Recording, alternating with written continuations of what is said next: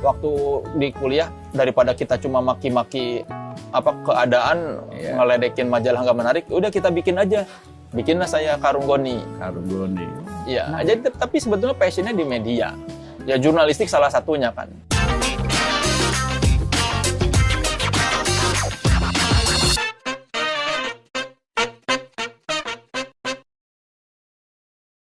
Setelah menjadi jurnalis, Anda kemudian dikenal sebagai stand up komedian. Iya. Iya kan? Masih ingat kapan kali pertama Anda tampil sebagai stand up komedian, sebagai komika? Saya tuh pertama stand up tahun 2010. 2010. Ketika itu kan belum ada. Belum ada ya? Iya. Untuk Assalamualaikum warahmatullahi wabarakatuh. Waalaikumsalam. Selamat malam. Ini agak-agak aneh juga nih, saya berangkat ke Jakarta pengen jadi wartawan tuh tahu disuruh ngelawak gitu. Benar-benar penyimpangan karir ya. Itu kira-kira bulan Agustus atau September 2010. Saya diminta stand up di Radio Global namanya. Jakarta. Radio Global. Produsernya nawarin saya, "Leh, mau nggak stand up? Kayaknya lu bisa stand up deh." Karena kan sebelumnya saya suka nge-MC di Rolling Stone. Nge-MC sendirian. Suka ngoceh sendirian lama, orang pada ketawa-ketawa. Orang-orang menganggap ya ada beberapa yang ya salah satunya si produser Global itu namanya Zaki, dia bilang, "Lu kayaknya bisa stand up." Ya, mau ya stand up di acara radio gua off air gitu, ada 3 band. Band terakhir White Shoes and the Couples Company, sebelum White Shoes saya stand up. Dia minta karena menurut dia saya bisa stand up. Dan dia ini orang kedua yang mengatakan kepada saya bahwa saya bisa stand up. Orang pertamanya itu Holil Mahmud, vokalis Efek Rumah Kaca.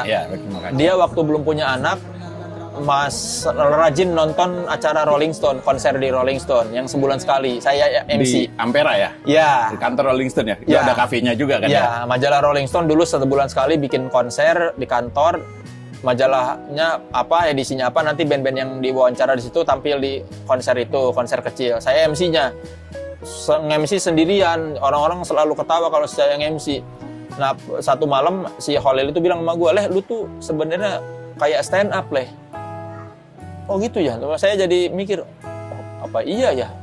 Nah, makanya ketika si produser Global si Zaki itu ngajakin saya stand up, saya ingat, oh iya si Holil pernah bilang ya, saya ini kayak stand up. Ya udah deh, saya coba deh.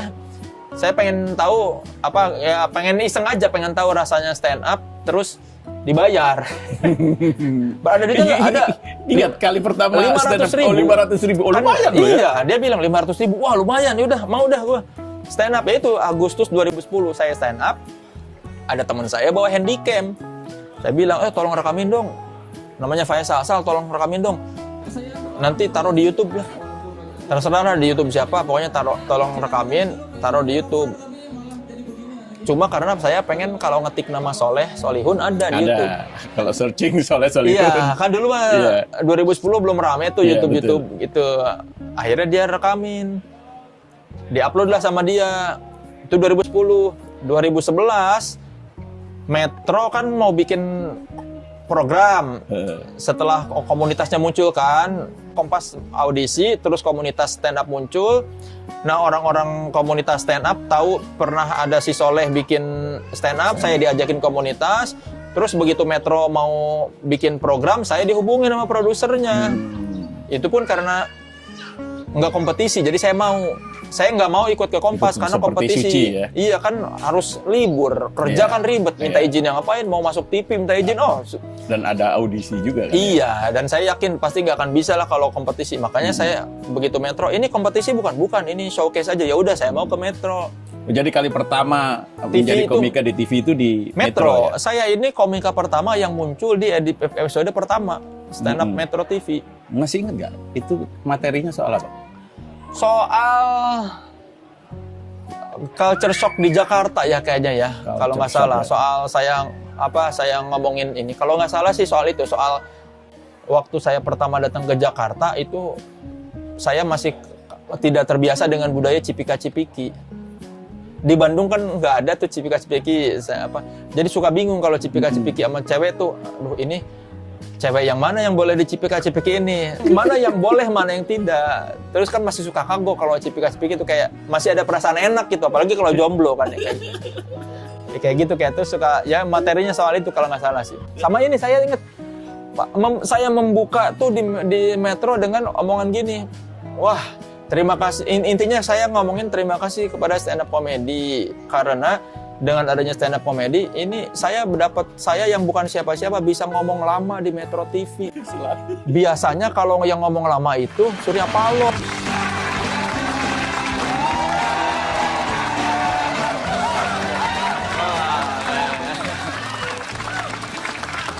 Assalamualaikum warahmatullahi wabarakatuh. Perkenalkan yang di studio dan yang di rumah, nama saya Soleh Solihun. Udah gaya ya, seperti orang-orang di TV gitu. Apa kabar yang di rumah gitu. Akhirnya saya bisa masuk Metro TV, dapat jatah ngomong 8 menit. Padahal saya bukan Surya Paloh. Mudah-mudahan ini nggak diedit ya Pak ya, peace. Kalau kita nonton berita Surya Paloh ngomong itu lama, nah ternyata selain Surya Paloh, saya bisa ngomong lama di sini 6 menit lagi. Saya bilang gitu. Hebat ya Solihun. Dan itu tidak dipotong ya, tidak diedit ya? Enggak. Mungkin karena itu bagian dari kebebasan di kami ya, di media group ya. Iya. Dan itu Anda lakukan saat Anda Itu masih 2011 tuh. di Rolling Stone kan? Iya. Anda di Rolling Stone sampai 2012. Nah itu kan saya tuh di Metro kalau nggak salah Agustus juga deh, antara Agustus atau September 2011. Jadilah saya stand up komedian resmi ya setelah muncul di Metro. 2011, September, Oktober, November, Desember, Januari saya dipecat. Berakhir tragis. Iya. Ya dibilang tragis bisa, tapi dibilang tidak tragis juga ya bisa karena dapat pesangon 6 kali gaji kan. Oh ya lumayan. Lumayan. Sesuai dengan PMTK. Lumayan. Peraturan Menteri Tenaga Kerja. Iya, lumayan. Masa kerja 2 tahun kan ya? Iya, lumayan. Dibilang tragis karena shock kan tiba-tiba dikasih tahu Selasa, Jumat udah harus cabut. Oh gitu. Saya dipanggil Selasa. Terus tadinya harus hari itu juga. Terus saya bilang, saya deadline belum ini loh. Masih ada deadline. Ya terserah kalau mau cabut sekarang sih saya nggak apa-apa. Tapi kasihan teman-teman nanti tulisan saya harus dikerjain sama mereka. Akhirnya manajemen, ya udah kita kasih waktu sampai Jumat. Jadi Selasa, Rabu, Kamis, Jumat saya cabut. 13 Januari 2012. 13 Januari 2012. Dan Anda kisahkan itu di Kick Andy ya, bersama Bang Andi. Bersama Andi Noya. Orang yang memecat Soleh Solihun. Saya bilang kan, saya ini di kick sama Kick Andy. Betul-betul di kick dalam arti yang sebenarnya ya. Karena dia yang bikin peraturan. Orang karyawan tidak boleh bekerja di 2 perusahaan yang berbeda dalam waktu yang sama. Dengan dalih itu saya dipecat karena siaran gitu. Jadi korban Bang Andi ini bukan hanya di Metro dan media, Metro TV lah terutama. Iya. Tapi juga di Rolling Stone ya. Iya, dan dia kan cuma bilang, iya memang saya suka ini. Banyak yang dipecat sama dia. Kenapa? Gara-gara apa ada di Siaran, saya siaran. Jadi ini double job. Dianggapnya double job. Okay. Walaupun menurut ya saya nggak mau membela, tapi kalau ditanya pembelaan, jam kerja saya tuh kan jam 10. Minimal orang masuk tuh kalau di atas kalau di harus jam 10 lah masuk tuh. Ada peraturan dari kantornya gitu. Di atas jam 10 nggak dapat uang makan. Intinya jam 10 masuk, pulang jam 5 lah paling telat. Ada peraturannya gitu. Lah saya siaran kan sampai jam 9 pagi. Setengah 10 saya udah di kantor. Saya pikir ini kan tidak ada konflik kepentingan. Orang siaran radio dan ini di luar jam kerja. Saya selalu datang lebih dulu dibandingkan teman-teman. Saya pikir kan tidak akan melanggar peraturan. Ternyata tetap dianggap ini melanggar. Karena terus saya tanya, ada teman saya juga yang siaran. Itu siaran. Ya tapi dia cuma seminggu 2 kali. Ya emang udahlah saya udah ditarget ini. Iya ya udah saya nggak mau mendebat juga, ya udah ditanya kenapa, ya butuh duit lah saya kok ya butuh duit saya bilang. Walaupun saya ngobrolnya sama HRD bukan sama Andi Noya. Iya. Jadi hikmah pemecatan itu apa buat Soleh Solihun? Hikmahnya mungkin biar saya lebih fokus aja, udahlah.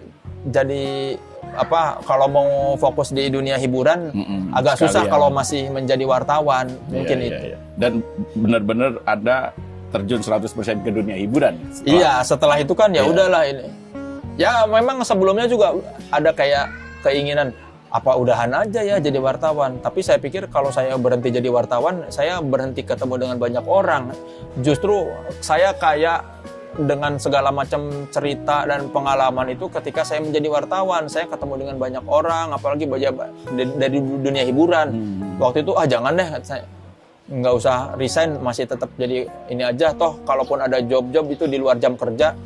Tapi ternyata ya saya ambil hikmahnya aja, ya mungkin memang udah harusnya begitu. Kalau nggak dipecat saya nggak akan nggak akan full, nggak konsentrasi di dunia hiburan sih. Ya itu soal pilihan sih. Iya.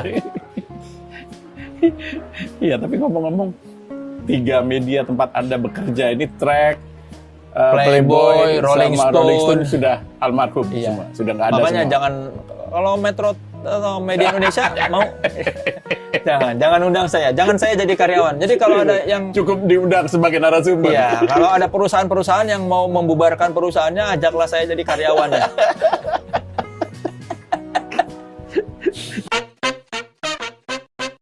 Anda sebagai stand up comedian ini kan menjadi stand up comedian kan tidak mudah ya. Iya. Karena kita tampil sendirian kan, nggak ada yang mancing, nggak ada yang bantu ketika kita blank misalnya Iya. kan. Saya membayangkan melihat para komika ketika beraksi ini, hebat juga nih, mereka ini punya kecerdasan yang tinggi gitu loh. Dan untuk bisa menampilkan satu materi kan tidak sesederhana pada saat kita lihat gitu loh. Nah, saya pengen tahu kira-kira apa betul ada persiapan-persiapan khusus sebelum Anda menampilkan materi ketika menjadi stand up comedian? Ya kalau saya sebetulnya bukan contoh yang baik ya dari seorang stand up comedian karena persiapan saya tidak sebaik teman-teman yang lain. Saya tuh jarang berlatih, Oke. jarang open mic ya. Iya. Kan sesi latihan seorang stand up comedian itu namanya open mic. Yep. Kan harusnya yang idealnya rajin open mic, Iya. rajin nulis materi. Nulis tuh dalam arti beneran nulis, kata per kata. Jadi sebuah lawakan yang kita lihat dari seorang stand up comedian itu idealnya ditulis. Kayak Seinfeld gitu. Dia bahkan ya kayak gini coret-coretan nanti ada tuh kita lihat di salah satu spesialnya si Seinfeld, dia ngeliatin skrip yang dia bikin bertahun-tahun. Jadi idealnya gitu ditulis kata per kata. Setupnya apa, nanti punchline-nya apa, nanti kalau ini kayaknya katanya kurang bagus, diganti lebih lucu ini. Oh gitu. Ya, yang ideal sih seperti itu. Anda tidak melakukan itu? Enggak. Tapi kenapa bisa lucu? Ya kebetulan aja. Sorry, Anda kan, tapi saya melihat ketika Anda tampil sebagai seorang komika, itu banyak materi-materi yang menggelitik sih gitu ya. Iya.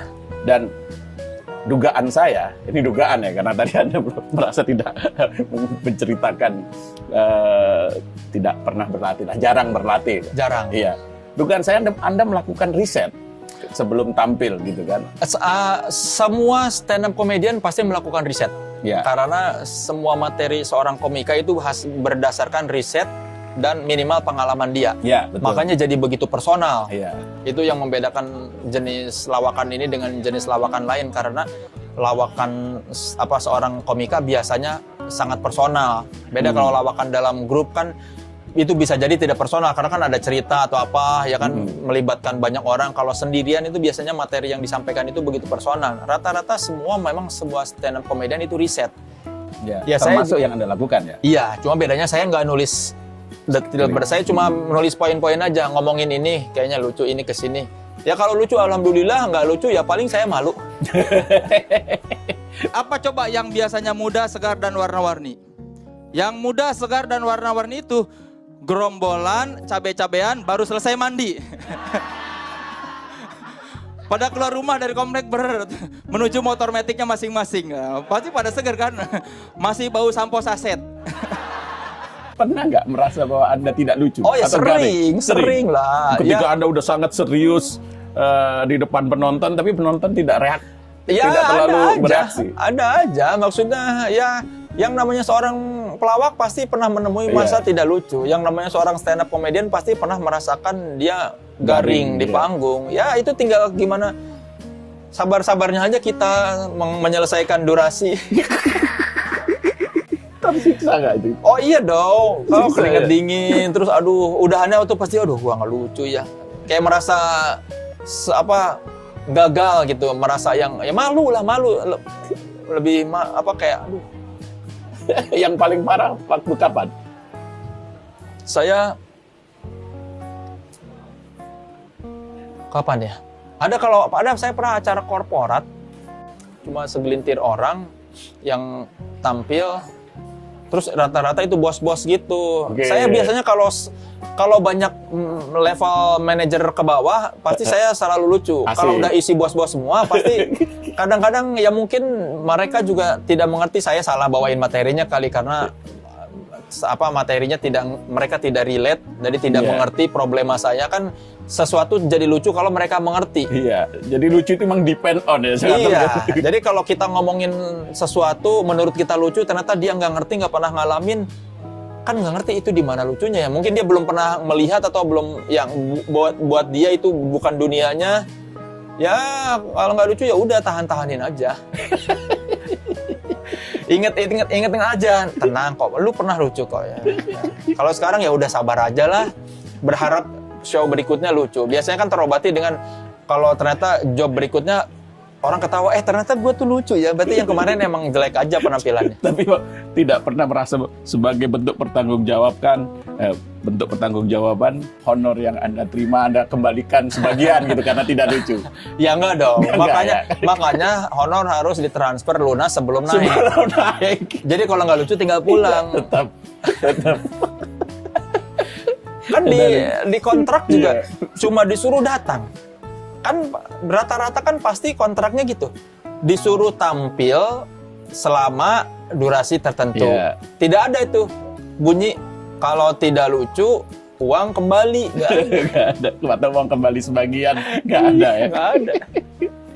Berapa lama ketika Anda menampilkan satu materi itu pada umumnya? Kalau job korporat gitu rata-rata 15 sampai 15 menit. paling lama 30 menit. Rata-rata 15 20. Tapi bisa 30 analisnya. menit. Ya, paling maksimal 30 kalau saya job off air gitu. Tapi kan Anda kan pasti akan ngelihat gairah audiens itu seperti apa kan? Ketika audiens gairah, bakal nambah nggak itu durasinya? Enggak, rata-rata kan paling banyak misalnya 30 menit ke atas, ya 30 menit lebih dikit. Kan mereka udah punya rundown. Oke. Kan ya, kita ya. biasanya muncul di tengah-tengah acara. Ya. Acara-acara apa? Ada stand up, nanti lanjutin lagi. Ya, kalau misalnya nggak lucu, minimal 15 menit lah, karena udah kan ini permintaannya 15 menit, sabar-sabar, tahan-tahanin aja. Tapi ya, soal double job tadi. Anda kan stand up komedian, Anda juga MC. Ya. Seringkali kan Anda diminta menjadi MC. Pernah nggak selain diminta jadi MC, Anda juga diminta menyampaikan materi sebagai komika? Nah, makanya saya selalu bilang kalau ada job saya nge-MC dan stand up, saya mintanya stand upnya di awal. Oke. Sebelum saya mulain nge-MC. Iya. Jadi membuka acara itu dengan saya stand up, Iya. selebihnya baru saya lanjutkan dengan saya nge-MC. Saya nggak mau, misalnya saya udah nge-MC di depan, nanti di tengah-tengah, oke, ada stand up dari saya. Nggak. Karena biasanya, jokes-jokesnya udah keluar di tengah MC, nanti saya bingung pas mau stand up lagi kayak gimana. Jadi biasanya kalaupun ada nge-MC dan stand up, saya stand upnya di depan. Stand up dulu, biar orang tahu dulu. Selebihnya baru saya nge-MC, gitu biasanya. Dan itu rate-nya berbeda? Beda dikit lah. Oh, beda dikit ya, bukan tidak dihitung paket ya. Tidak dihitung paket. Ya beda dikit lah. Ada beda dikit. Enaknya kalau multi skill ya begini ya. Untung Anda tidak nyanyi juga, berbahaya juga kalau iya. nyanyi. Oh, kalau saya nyanyi, mendingan saya jadi penyanyi. Lebih keren penyanyi kayaknya. Lebih besar. Tapi enggak lah, sekarang stand up Iya. comedian pun juga. Iya, cuma kan kalau penyanyi itu keren itu. Tapi pernah bermimpi Iya, menjadi dulu penyanyi. kan gara-gara Iwan Fals saya kan pengen jadi penyanyi. Oh gitu. Iwan Fals tuh bikin saya pengen jadi penyanyi dan bikin saya pengen jadi penulis. Oke. Saya pengen jadi penulis gara-gara Iwan Fals. Saya pengen jadi penyanyi gara-gara Iwan Fals. Apa karya Iwan Fals yang memacu Anda untuk ingin seperti dia? Mungkin saya waktu kelas 1 SMP dengerin album kompilasi dia ya, Oh, oke. Celoteh. Oh, jadi celoteh soleh itu Iya, dari celoteh itu ya? soleh itu dari situ, Oh, dari album oke. Iwan Fals. Kenapa saya pakai celoteh soleh? Karena saya suka dengan kata celoteh itu. Dan pertama saya dengerin kaset Iwan Fals, kompilasi itu celoteh-celoteh. Ada Iwan Fals yang telanjang dada, tangannya nunduk ke atas. Itu waktu saya pertama kenal Iwan Fals itu SMP, ini orang keren banget nih. Keren gitu. Iya. Pernah bertemu sama? Udah. Pernah berkolaborasi? Belum. Tapi kolaborasi ngapain ya belum. Ya, tapi asik juga kalau Soleh berkolaborasi dengan Iwan Saya pengen Fals. wawancara tapi belum ini kata anaknya. Itu banyak sekali tuh yang susah. minta di YouTube Anda itu. Iya, saya juga udah minta ke anaknya, ke Cika. Iya, ke Cika. Saya bilang mau dong wawancara. Ya si papa tuh suka males wawancara katanya. Ya mudah-mudahan. Mudah-mudahan lah. Tolong sahabat Tentu media Indonesia doakan saya. Saya pengen wawancara Iwan Fals. Bung Iwan Fals. Iya. Om Soleh ingin wawancara. Udah pernah ngomong saya sama Iwan Fals ya, Mas, wawancara dong Mas. Ya atur aja sama Cika. Tapi pernah datang ke Lui Nanggung ya? Iya beberapa kali. Beberapa kali ya. Iya, saya pun pernah ke sana juga. Memang asik sih. Komika ini kan punya ciri khas masing-masing ya. Ya. Panji Pragiwaksono menyampaikan materi-materi yang banyak mengulik soal nasionalisme lah ya. Kalau tidak salah ya, tapi sepanjang yang saya lihat itu.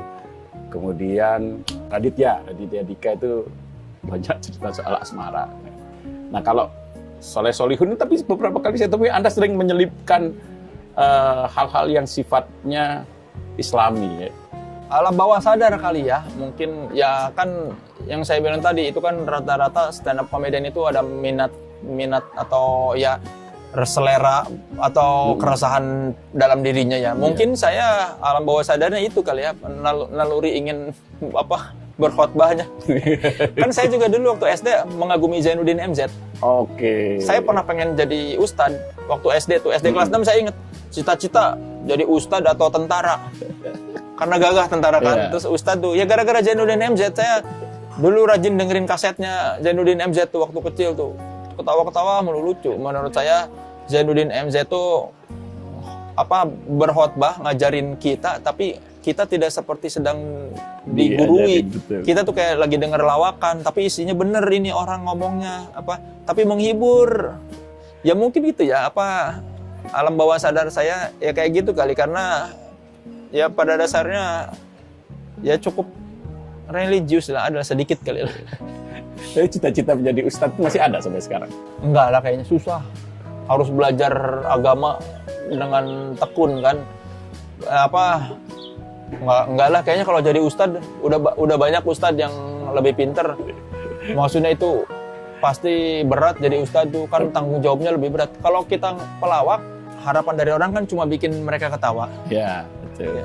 Kalau mereka ketawa udah tercapai. Kalau ustadz kan banyak harapannya. Kita harus jadi orang yang baik juga. Tapi kalau menjadi orang baik sudah cukup inilah ya. Ya kan baik itu ya tergantung siapa yang menilai ya. Koruptor juga kan merasa dirinya baik. Ya baik buruk itu susah. Harus orang yang menilai apakah saya baik, ya nggak tahu ya, harus tanya ke orang lain. Menjadi komika itu menurut saya risikonya besar sih ya. Karena itu tadi selama 15-30 menit itu kan ngomong sendiri kan. Iya. Kadang-kadang banyak yang slip of tongue ya. Iya. Kemudian ada materi-materi yang meleset lah, yang menyinggung hal-hal yang sensitif. Apalagi publik Indonesia ini kan sekarang kan sangat sensitif kan. Iya. Banyak komika yang mengalami hal tersebut ya. Ya ada yang nulis di Twitter juga kan ya. Us pernah, Ernest pernah kan, Yosua pernah, iya kan. Terus Panji kalau tidak salah pernah juga. Iya, Panji pernah ada kasus itulah sama kucing-kucing itulah. Iya. Anda pernah mengalami itu? Alhamdulillah, jangan sampai lah ya. Enggak pernah ya? Belum pernah ada yang sampai begitu, maksudnya sampai seperti mereka bikin murka orang ya. Iya. Makanya saya nggak mau mengomentari semua hal. Iya. Kalau saya belum paham apa yang mau saya komentari, saya nahan. Kayak misalnya di media sosial kan sekarang banyak banget hal yang mudah sekali memancing emosi kita ya. Iya. Saya mah lebih baik udahlah nanti belum nggak ngerti kita kondisinya di situ apa jangan ngomentarin kayak kemarin aja kasus yang lagu Indonesia Raya kan Iya. parodi banyak orang marah kan Iya. wah Malaysia teman saya sampai ada yang bikin lagu Malaysia gara-gara katanya ini apa buat emosi buat orang apa Malaysia yang sudah banyak mencuri terus ini akhirnya menghina. Kan saya nggak mau ikut komentar, ternyata kan terbukti orang Indonesia yang bikin. Anak SMP, playing victim. Iya, maksudnya sekarang tuh gitu, kenapa saya nggak terlalu banyak berkomentar akan satu hal yang lagi ramai, karena takut ternyata yang kita kira itu nggak seperti itu. Kayak dulu pernah kita kan bela apa tokoh. Iya. Zaman dia korupsi anti korupsi itu ternyata setelah dia tidak di organisasi itu kok ini orang ternyata begini kan jadi kayak dulu kita bela loh orang ini loh.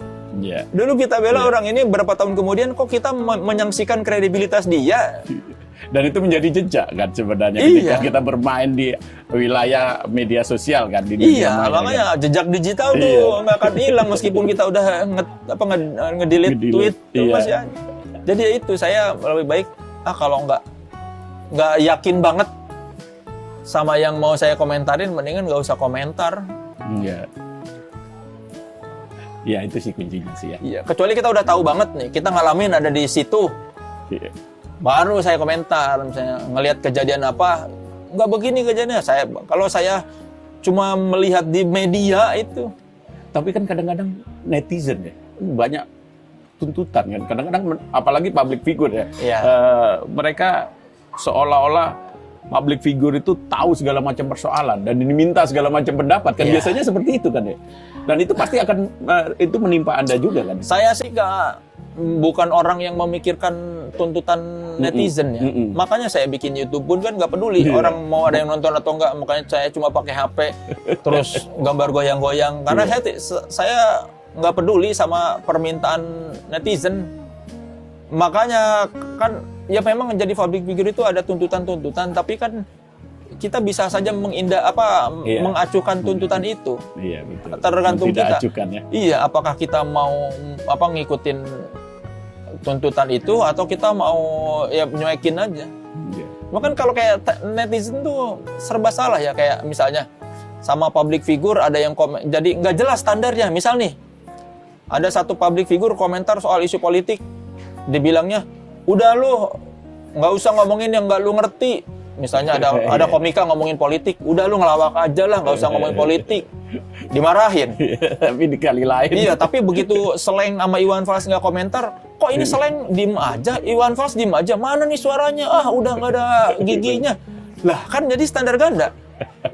Kalau mau kan sama semua orang, maksudnya ya nggak usah marah-marah, ini kan nggak jelas. Ketika ada pelawak atau penyanyi komentar soal apa, dibilangnya udah lu nggak usah ngurusin yang bukan urusan lu, nyanyi aja. Tapi sama Sleng sama Iwan Fals, mereka menuntut. Iya, ketika mereka diem sama isu hangat politik yang lagi ramai dibicarain, dibilangnya ini Sleng payah nih sama Iwan Fals kok nggak ada suaranya lah kan. Jadi yang mana ya? Jadi mendingan ya emang nggak ya tuntutan dari orang tuh nggak usah didengerin. Yang harus kita dengerin tuh tuntutan dari yang ngegaji kita sama dari keluarga. Cocok. Karena itu valid omongan mereka kan. Iya. Kalau ada dampak jelas. Iya, kalau atasan ngomong terus nggak didengerin kan terancam bisa keluar surat pemecatan kedua. Iya. Setelah menjadi komika itu kemudian melebar lagi. Anda menjadi pemain film, ya kan, main di berbagai judul film kan. Cinta Brontosaurus. Iya. Ya, kan? Yang pertama Cinta Brontosaurus. Iya kan, sama Raditya Dika. Iya. Setelah itu saya justru banyak tanya Anda ini ke anak saya. Anak saya hafal betul tuh film-film yang Anda bintangi. Termasuk yang mengisahkan tentang perjalanan hidup Anda kan. Mau gitu, jadi kan? apa? Mau jadi apa kan gitu kan. Nah, itu sebenarnya kuncinya apa sih bisa sampai sejauh itu? Rezeki ya kayaknya. Anda sudah merencanakan itu jauh-jauh hari nggak? Kan saya bukan orang yang berencana jauh-jauh hari. Saya selalu bilang, saya ini hidup untuk hari ini. Okay. Saya bukan orang yang punya visi ke depan, Makanya kalau ada orang nanya, kalau ada tipe pertanyaan 5 tahun lagi kamu mau melihat dirimu di mana? Nggak tahu. Belum tentu umur sampai segitu lagi kan. Saya tuh nggak pernah merencanakan jauh-jauh hari. Saya ini tipenya itu saya hidup untuk hari ini. Sekarang saya sedang ngapain itu yang saya kerjakan. Kerjakan dan nikmatin. Iya, dinikmatin aja. Orang kalau terlalu mikir jauh suka tidak menikmati.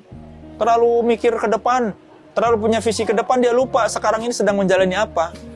Saya mah tipenya, sekarang saya sedang menjalani ini saya nikmatin ini. Yang di depan belum tentu tercapai juga. Dan terbukti sukses loh.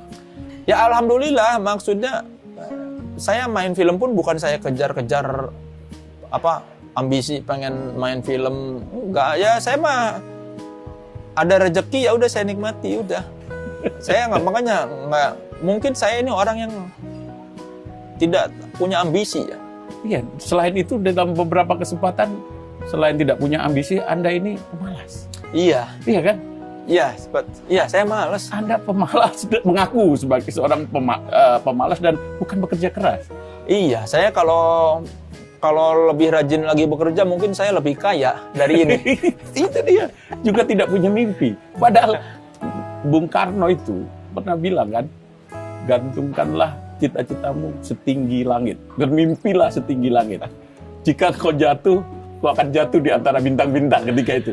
Saya takut ketinggian. Ini memang gak ada bali. Saya membayangkan kalau Bung Soleh Solihun ini punya mimpi, pasti luar biasa.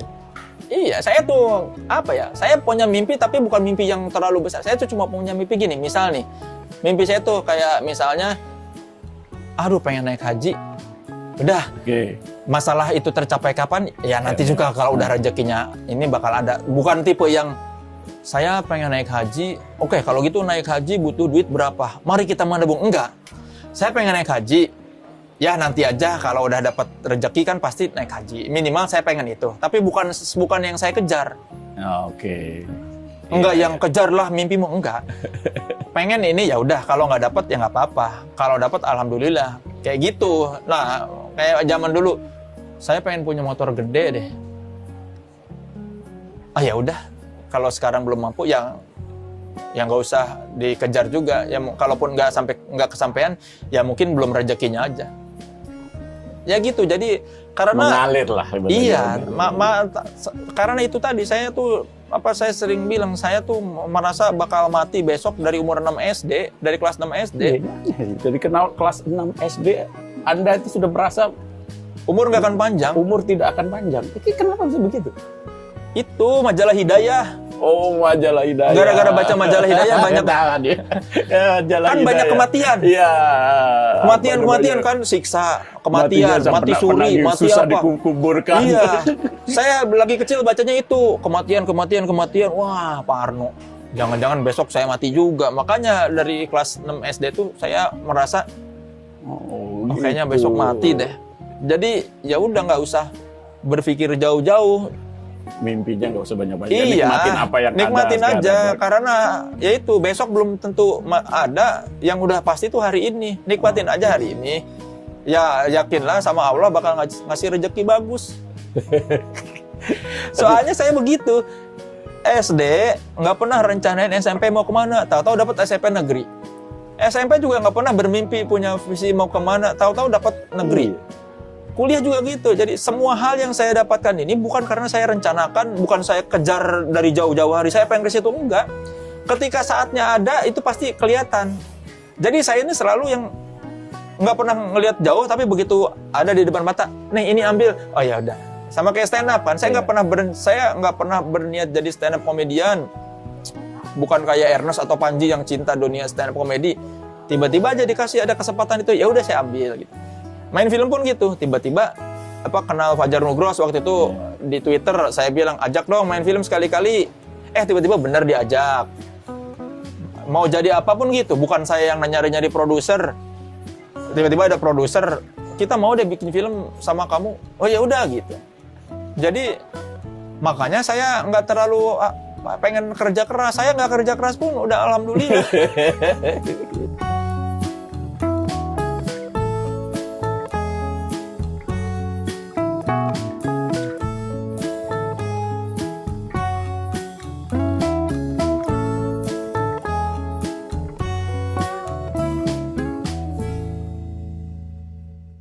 saya yakin kekuatan saya ya di sisi wawancara. Masalah nanti gambar nggak bagus, ya udahlah terserah. Saya nggak mikirin itu. Mungkin saya tulus ya. Saya tidak ada ekspektasi apa-apa ketika bikin vlog. Ya saya cuma pengen bikin wawancara aja.